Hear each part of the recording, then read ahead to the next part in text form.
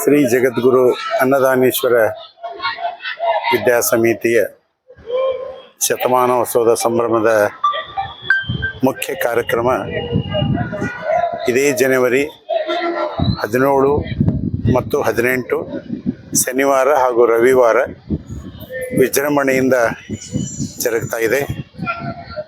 ಈ ಒಂದು ಕಾರ್ಯಕ್ರಮದ ದಿವ್ಯ ಸಾನ್ನಿಧ್ಯವನ್ನು ಸಂಸ್ಥೆಯ ಸ್ಥಿರಾಧ್ಯಕ್ಷರಾದ ಶ್ರೀಮನ್ನಿರಂಜನ ಪ್ರಣವ ಸ್ವರೂಪಿ ಜಗದ್ಗುರು ನಾಡೋಜ ಡಾಕ್ಟರ್ ಅನ್ನದಾನೀಶ್ವರ ಮಹಾಶಿವಗಳು ವಹಿಸಲಿದ್ದು, ಈ ಒಂದು ಕಾರ್ಯಕ್ರಮದ ಅಧ್ಯಕ್ಷತೆಯನ್ನು ಶ್ರೀಮಣಿಪ್ರ ಡಾಕ್ಟರ್ ಮಲ್ಲಿಕಾರ್ಜುನ ಮಹಾಸ್ವಾಮಿಗಳು ಉತ್ತರಾಧಿಕಾರಿಗಳು ವಹಿಸಲಿದ್ದು, ಈ ಒಂದು ಕಾರ್ಯಕ್ರಮದಲ್ಲಿ ಈ ಕಾರ್ಯಕ್ರಮದ ಉದ್ಘಾಟನೆಯನ್ನು ಕರ್ನಾಟಕ ವಿಧಾನ ಪರಿಷತ್ತಿನ ಗೌರವಾನ್ವಿತ ಸಭಾಪತಿಗಳಾದಂತಹ ಬಸವರಾಜ ಹೊರಟ್ಟಿ ಸಾಹೇಬರು ಉದ್ಘಾಟನೆ ಮಾಡಲಿದ್ದಾರೆ. ಅದೇ ರೀತಿ ಶತಮಾನೋತ್ಸವದ ಸಂಭ್ರಮದ ಮುಖ್ಯ ವಿಷಯ ಒಂದು ನೂತನ ಪದವಿ ಪೂರ್ವ ಮಹಾವಿದ್ಯಾಲಯದ ಕಟ್ಟಡ ಉದ್ಘಾಟನೆಯನ್ನು ಕೇಂದ್ರ ಸಚಿವರಾದಂತಹ ಶ್ರೀಯುತ ಪ್ರಹ್ಲಾದ್ ಜೋಶಿಯವರು ಮಾಡಲಿದ್ದಾರೆ.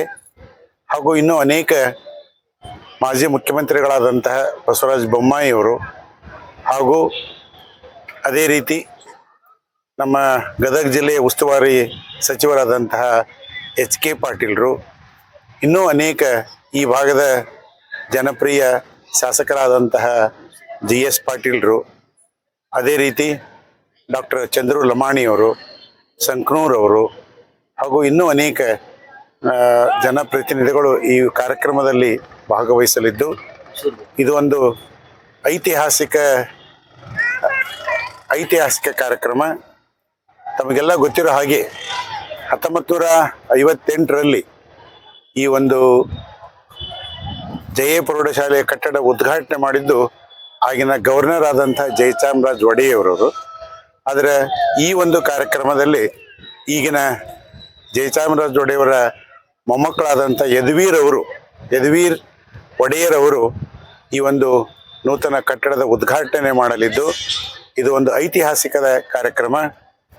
ಜಗದ್ಗುರು ಅನ್ನದಾನೀಶ್ವರ ವಿದ್ಯಾಸಮಿತಿಯ ಅನೇಕ ಅಂಗಸಂಸ್ಥೆಗಳಲ್ಲಿ ಆರಂಭವಾದಂತಹ ಈ ಕಾರ್ಯಕ್ರಮ ಸುಮಾರು 100ಕ್ಕಿಂತ ಹೆಚ್ಚು ಕಾರ್ಯಕ್ರಮಗಳನ್ನು ಮಾಡಿ ಈಗಾಗಲೇ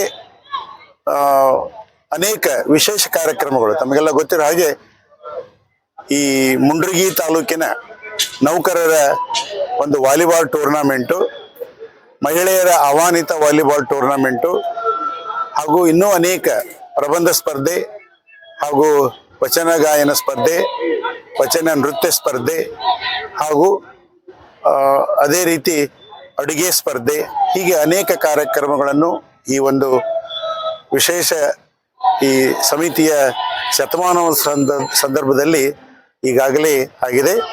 ಅದೇ ರೀತಿ ವಿಶೇಷವಾಗಿ ವಿದ್ಯಾರ್ಥಿಗಳಿಗೆ ಒಂದು ವಿಜ್ಞಾನ ವಸ್ತು ಪ್ರದರ್ಶನ ಕಾರ್ಯಕ್ರಮ 17/1/2026 ಇಡೀ ಮುಂಡ್ರಿಗಿ ತಾಲೂಕಿನ ಎಲ್ಲ ಹೈಸ್ಕೂಲ್ ವಿದ್ಯಾರ್ಥಿಗಳು ಇದರಲ್ಲಿ ಸಂಪೂರ್ಣವಾಗಿ ಭಾಗವಹಿಸ್ತಾರೆ.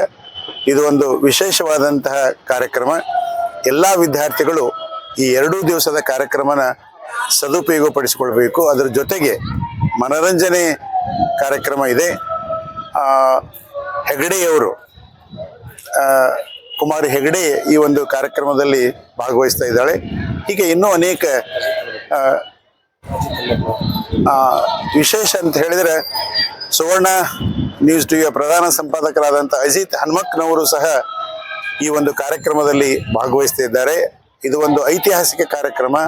ಈ ಕಾರ್ಯಕ್ರಮದಲ್ಲಿ ನಮ್ಮ ಕರ್ನಾಟಕದಲ್ಲಿರುವಂಥ ಎಲ್ಲ ಹಿರಿಯ ವಿದ್ಯಾರ್ಥಿಗಳು ಹಾಗೂ ದೇಶ ವಿದೇಶದಲ್ಲಿ ನೆಲೆಸಿರುವಂಥ ಅನೇಕ ಹಿರಿಯ ವಿದ್ಯಾರ್ಥಿಗಳು ಈ ಕಾರ್ಯಕ್ರಮದಲ್ಲಿ ಭಾಗವಹಿಸಿ ಈ ಐತಿಹಾಸಿಕ ಕಾರ್ಯಕ್ರಮಕ್ಕೆ ತಾವೆಲ್ಲ ಸಾಕ್ಷಿಯಾಗಬೇಕು ಅಂತೇಳಿ ತಮ್ಮಲ್ಲಿ ವಿನಯಪೂರ್ವಕವಾಗಿ ಕೇಳ್ಕೊಳ್ತಾ ಇದ್ದೇನೆ. ನಮಸ್ಕಾರ. ಅಜಿತ್ ಹನುಮಕ್ನವರು 18/1/2026 ಮಧ್ಯಾಹ್ನ 4 ಗಂಟೆಗೆ. ರಾಜ್ಯದಲ್ಲಿ ಅತ್ಯಂತ ಹಿಂದುಳಿದ ತಾಲೂಕು ಅಂದ್ರೆ ಗದಗ ಜಿಲ್ಲೆಯೊಳಗೆ ಮುಂಡ್ರಿಗಿ ತಾಲೂಕು. ಇಂಥ ತಾಲೂಕಿನೊಳಗ ನಡೆದಾಡುವಂತ ದೇವರು ನಮ್ಮ ಈ ತಾಲೂಕಿನ ಜನರ ಪುಣ್ಯ ಇಂಥ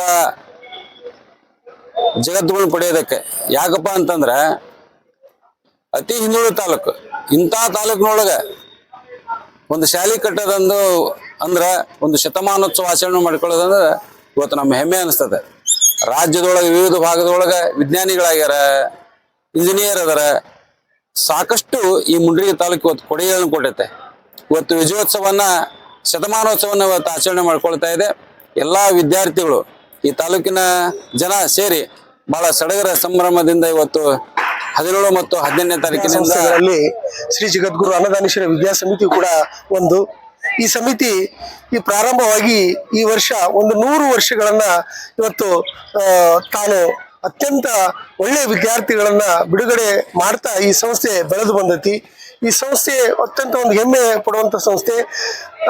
3 ಪೂಜ್ಯರು ಈ ಸಂಸ್ಥೆಗೆ ತಮ್ಮದೇ ಆದಂತಹ ಕೊಡುಗೆಗಳನ್ನ ನೀಡುತ್ತಾ ಬಂದಿದ್ದು, ಅದರಲ್ಲಿ ಸದ್ಯದ ಪೀಠಾಧಿಪತಿಗಳಾದಂತಹ 10ನೇ ಪೀಠಾಧಿಪತಿಗಳಾದಂಥ ಶ್ರೀ ಜಗದ್ಗುರು ಅನ್ನದಾನೀಶ್ವರ ಮಹಾಸ್ವಾಮಿಗಳು ಅವರು ತಮ್ಮ ತನು ಮನ ಧನ 3 ದಾನ ಇರೋದು ಈ ಒಂದು ಪ್ರತಿಷ್ಠಿತ ವಿದ್ಯಾಸಂಸ್ಥೆ ಬೆಳೆಯಲು ಸಾಕಷ್ಟು ಪರಿಶ್ರಮ ಪಟ್ಟಾರ. ಇಲ್ಲಿ ನಮ್ಗೆ ಇನ್ನೊಂದು ಹೆಮ್ಮೆ ಏನಂದ್ರ ಇಂತಹ ವಿದ್ಯಾಸಂಸ್ಥೆಯಲ್ಲಿ ನಾವು ಒಬ್ಬ ವಿದ್ಯಾರ್ಥಿ ಆಗಿದ್ವಿ ಅನ್ನುವಂತ ಒಂದು ಹೆಮ್ಮೆ ನಮಗ ಆಯ್ತು. ಇಂಥ ಒಂದು ವಿದ್ಯಾಸಂಸ್ಥೆಯಲ್ಲಿ ಬೆಳೆದು ನಾವು ನಮ್ಮ ಒಂದು ಜೀವನವನ್ನ ರೂಪಿಸಿಕೊಂಡ್ವಿ. ಹಿಂಗ ಅನೇಕ ವಿದ್ಯಾರ್ಥಿಗಳು ಕೇವಲ ಭಾರತದಲ್ಲಿ ಅಷ್ಟೇ ಅಲ್ಲ, ವಿದೇಶದಲ್ಲಿ ಕೂಡ ಈ ಶಾಲೆಯಲ್ಲಿ ಈ ಒಂದು ವಿದ್ಯಾಸಂಸ್ಥೆಯಲ್ಲಿ ಕಲಿತಂತ ವಿದ್ಯಾರ್ಥಿಗಳು ತಮ್ಮ ಜೀವನವನ್ನ ರೂಪಿಸಿಕೊಂಡಾರ. ಇನ್ನೂ ಈ ವಿದ್ಯಾಸಂಸ್ಥೆ ಇನ್ನೂ ಹೆಚ್ಚೆಚ್ಚು ಅಭಿವೃದ್ಧಿಗೊಳ್ಳಿ ಅಂತ ಹೇಳಿ ನಾನು ಆಶಿಸ್ತಾ ಇದ್ದೇನೆ. ವೀರಭದ್ರ ಹಿರೇಮಠ, ವಿಜಯ ಹಿರೇಮಠ ಅಂದ್ಬಿಟ್ಟು.